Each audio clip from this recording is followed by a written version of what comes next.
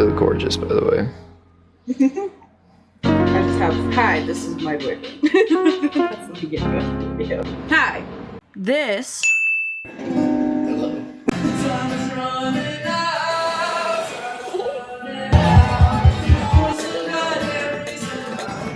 Mostly in Vegas. Is my boyfriend.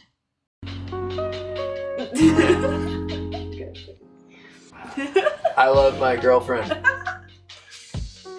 Today, I have a test. A little challenge. I want to see if you can pick out good books for me. We've been dating for a few years and A year and a few months. and I want to see if you pay attention to all the times that I talked to about books to you. Where can I begin? I think it was when I first met her. The first time I was really making a move on her was when she was reading. So I was like, ooh, that's cute. I think I was reading 100 Years of Solitude, actually. Was it a green flowery book? I do not remember. I was not looking at the book. Okay.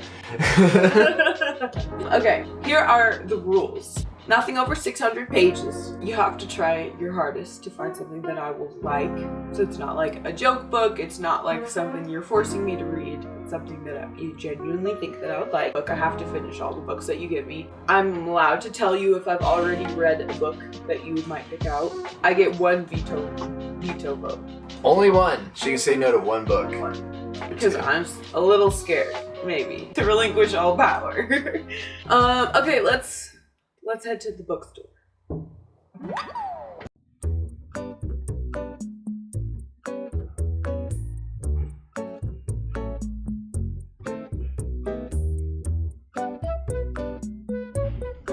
Okay, so they don't have the picture anymore. Okay, not here at least. Yeah, not here at least. We can go check out Barnes & Noble. We'll check it.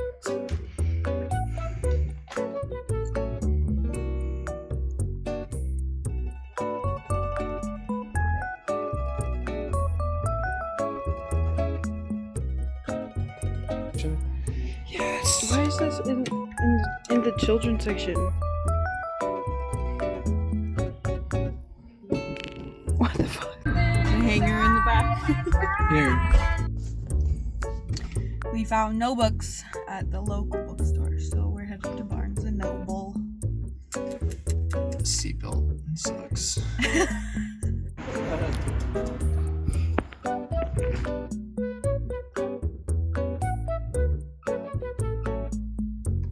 Zombies?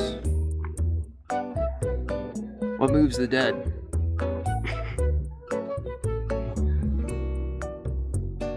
Fit check.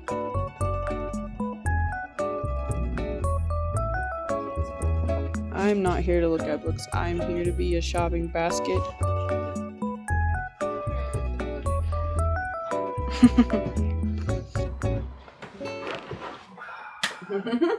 We're back. Welcome home. You didn't see this, but I did veto one book. And it was the posthumous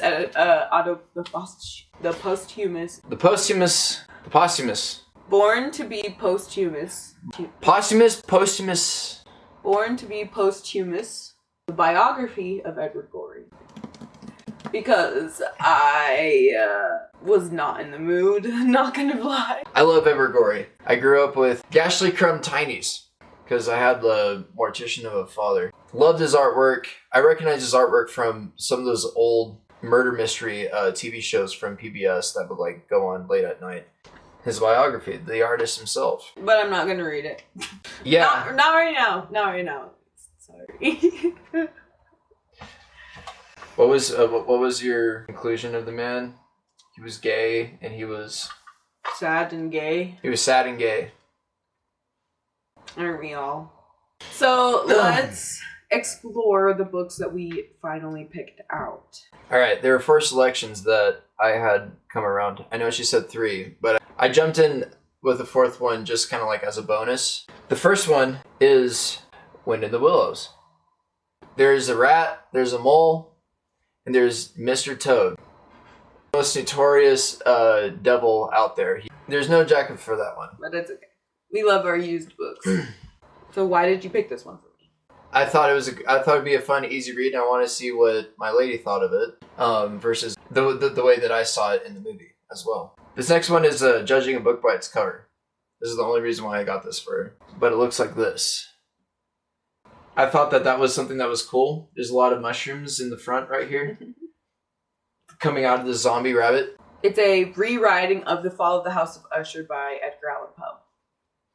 And involves mushrooms. And about mushrooms.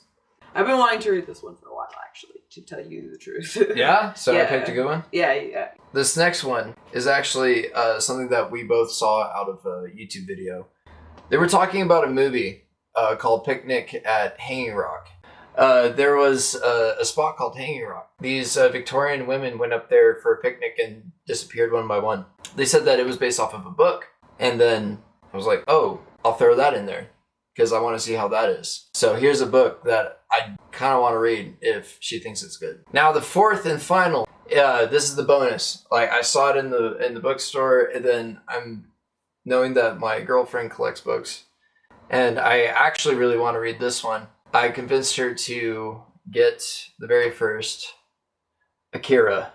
Those who know what this is understand the impact that it's made, at least on pop culture throughout the years, and in fact on anime in general. So she's never read it. I've never read it. I've seen the really horribly dubbed movie once. I wanted to understand it a lot more, especially with like how popular and how wonderfully animated the movie was, but also how in depth that the books can be. So you bought them all for you. Yes, because I think she likes what I like.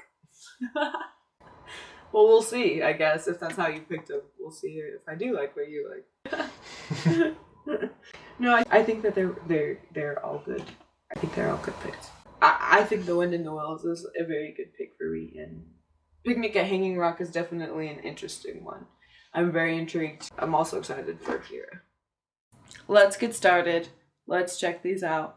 Let's see how good my boyfriend did. We're gonna start with What Moves the Dead by T. Kingfisher. See how it goes.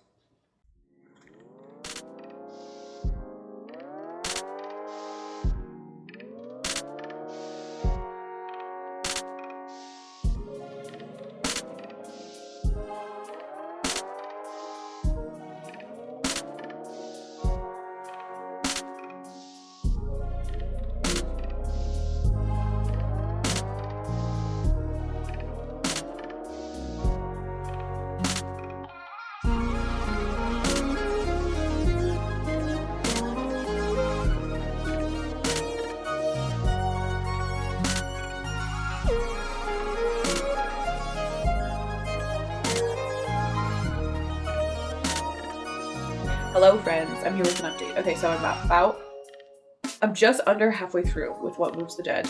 I am enjoying the lack of the gender binary that exists within this. Firstly, I think there's a good balance between description and plot, which there has to be because it's such a short book. I would feel like it just would be a different book if it were not balanced the way that it were. But it does feel, at least to this point, like you need to understand the original text a lot. Like, I feel like, just like a rewrite of a fairy tale or, like, a myth, rewrites should, be able to stand on their own and communicate the ideas of the original text to you without needing to reference the original text. And I feel like that's what this one kind of does, in that, like, there are details that feel like you need to know how they relate to Edgar Allan Poe's The Fall of the House of Usher in order to understand. And so I feel like there is a certain level of information that is not privy to me as a reader that has never read Fall of the House of Usher by Edgar Allan Poe. I feel like the wall that is preventing me from getting into the mystery as I might if that barrier wasn't there. That doesn't really, I guess, affect the quality of it so much more so as my reading experience. Dude. Had my window open while I was reading, and that scared the ever-living shit out of me. The wind. Hi! I finished What Moves the Dead and I'm very impressed with it actually. The build-up was definitely slow, but I think that the ending really just like knocked it out of the park. The ending was really strong. I enjoyed it, and by the end it was a great read. I think I'm gonna pick up Wind in the Willows next. And I know I'm probably gonna like this. I love Anne of Green Gables. I loved Peter Rabbit. I'm assuming that's why Valentine picked it out for me, but I have a feeling I'm probably gonna like this one.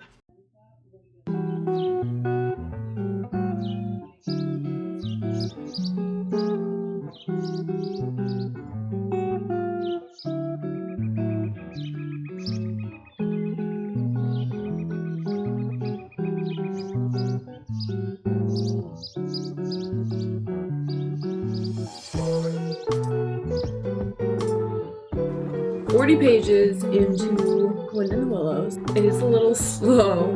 I kind of have a hard time with books that have no stakes. I wasn't about the first chapter, but then in the second chapter we meet Toad, and maybe he is the stakes in this book. So we'll see how that goes. Because I liked the second chapter more than I liked the first chapter. So if he is the one that is introducing the stakes here, then maybe I just wasn't patient enough. It's very beautifully written so far. Like I said, it reminds me a lot of Anne of Green Gables if Anne was a mole that was living by a river. I think I'm realizing a problem that I have with books. Sometimes I have a hard time with whimsy. I'm always like, oh, but what are their intentions? What are their reasons? What are their... And so the fact that Wind in the Willows starts off with the mole, he just leaves his house and he goes to see things that he's never seen before. But why did he leave his house? What are his motivations? I'm like, the cute mole left the house. Leave it at that. That's all you need to know. Jill. Yes. It's me, Toad, gay and irresponsible.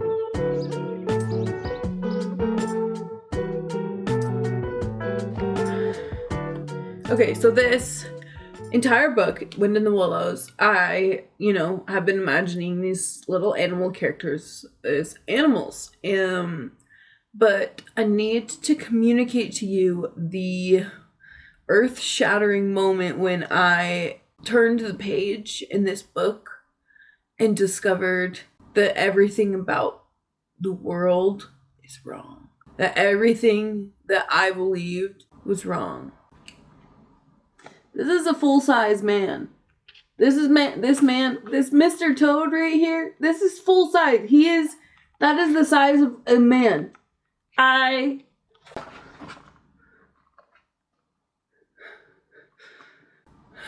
having a hard time coping because the implications of a world where the animals are the same size as the people, ginormous. Is this it's like a post-apocalyptic world where the animals mutated and became the same size as us? Badger lives in a hole in the ground, and I was imagining a hole in the ground, and that is not there. I don't know how to feel about this. Is it just the artist in here that was interpreting it that way? Or did Kenneth Graham write gigantic animals? I need to know. I don't know. I need to know. The implications here. The implications!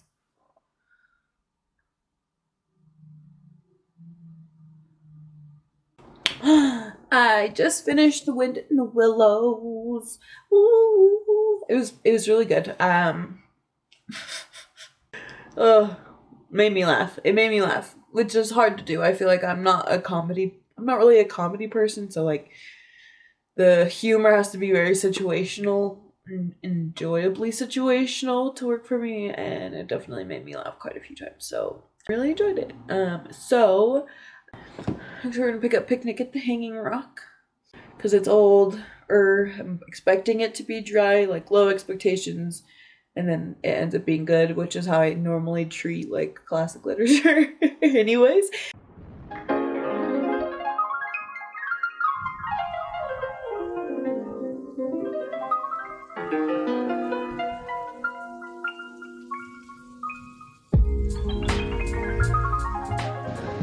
Okay. I'm 66 pages into Picnic at Hanging Rock, and it's slumping me, honestly. I'm like enjoying it. The writing is good. The story is beginning to intrigue me, but I just like don't feel encouraged to continue to pick it up. Like I really don't. Like there's no like, oh, I want to get back into this world. Oh, I want to get back into this story, this understanding, these thoughts. There's no drive for me to want to return. I don't know if if I would technically consider it like outside of this video, like if I would DNF it. I would probably, I'm not a big DNFer, so I would probably still try and finish it even if I wasn't reading it for this video. But maybe as we get further into it, I only have 120, it's only 180 pages, so 120 pages left.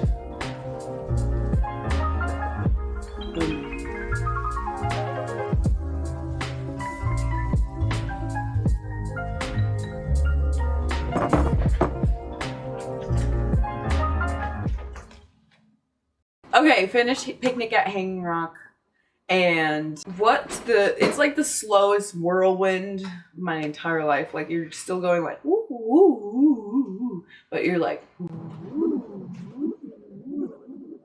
It was interesting. It was slumping me. It was just hard to get back into. It was hard to reopen up once I put it down. Once I picked it up again, I would read a lot. I would read large portions of it, and it was intriguing to read.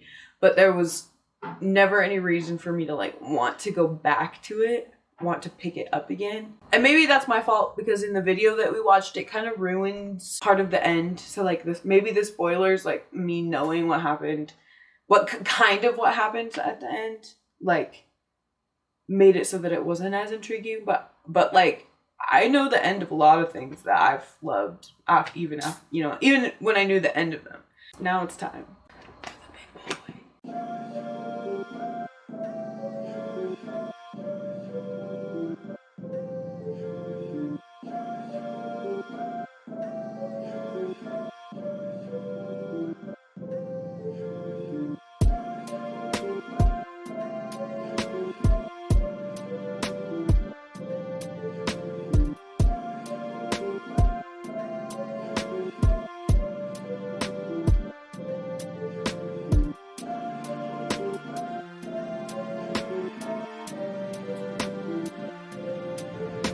Okay, very, very strong beginning.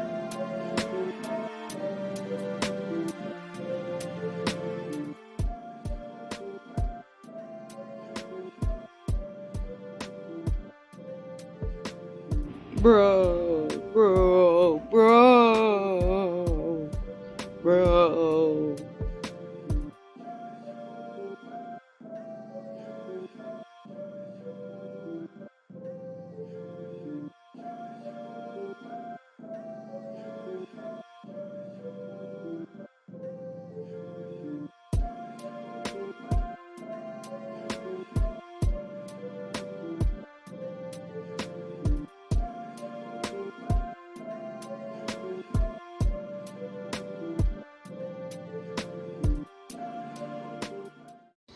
Welcome back to months later.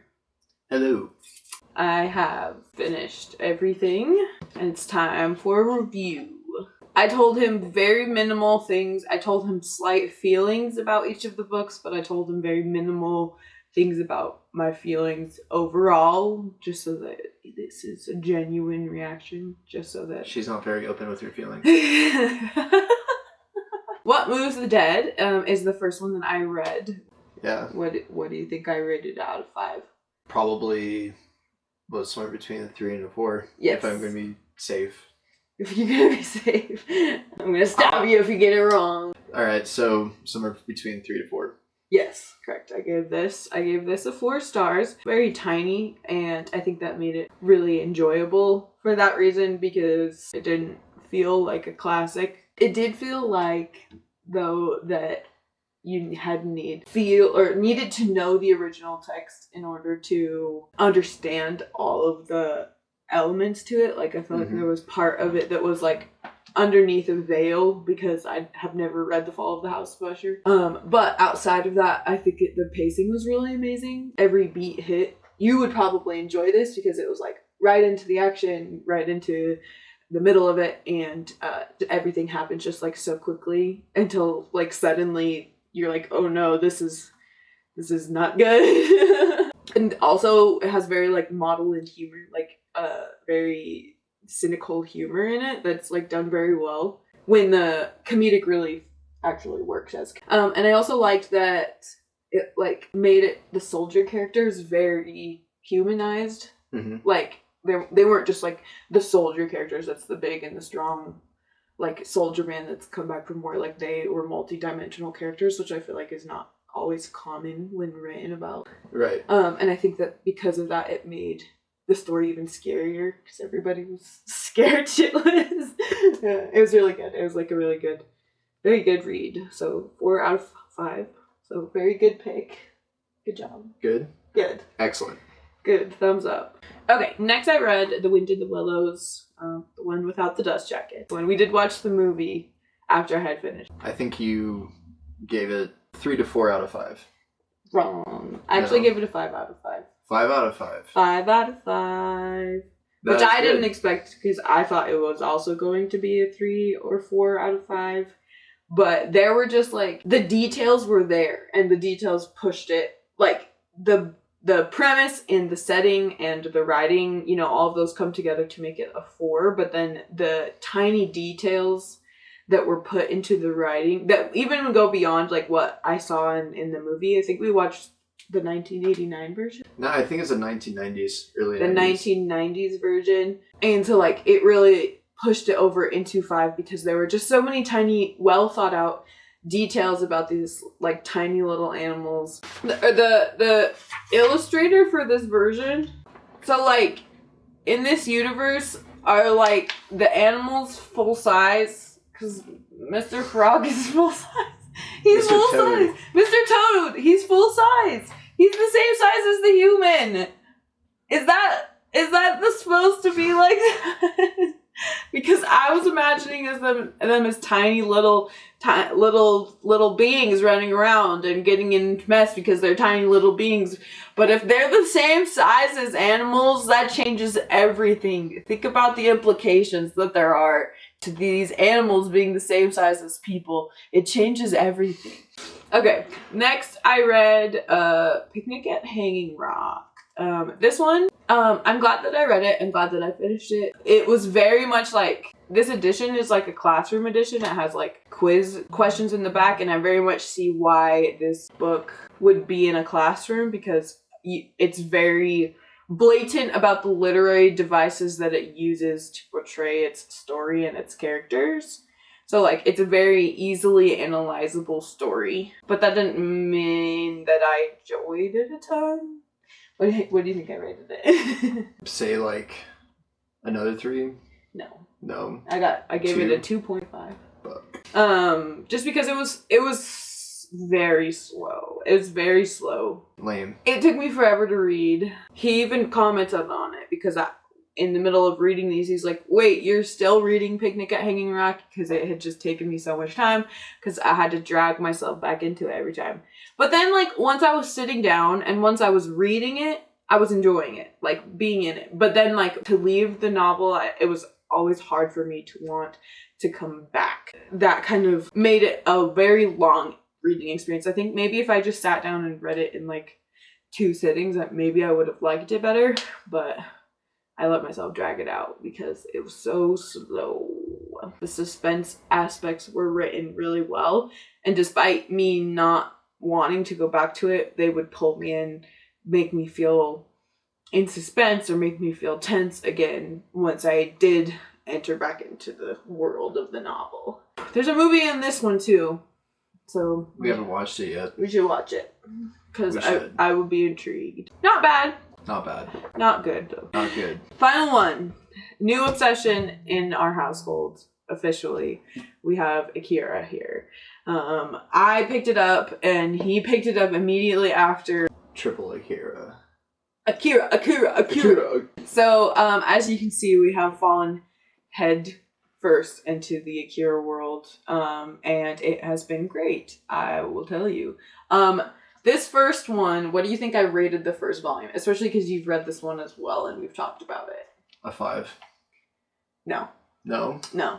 I rated this first one a 4.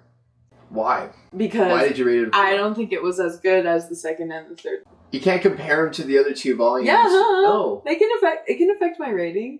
How can it affect your rating when the other 2 volumes? Because I can see that these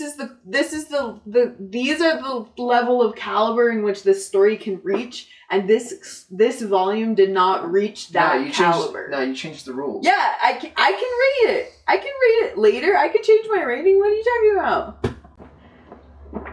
I even told you. This was definitely a 5. I even told you. It was a 5. No, I even told you that I liked the third one the best of them all. I know. And I told you I liked and I told you I liked the second one better than the first one. That doesn't mean that it's not a 5. It's not.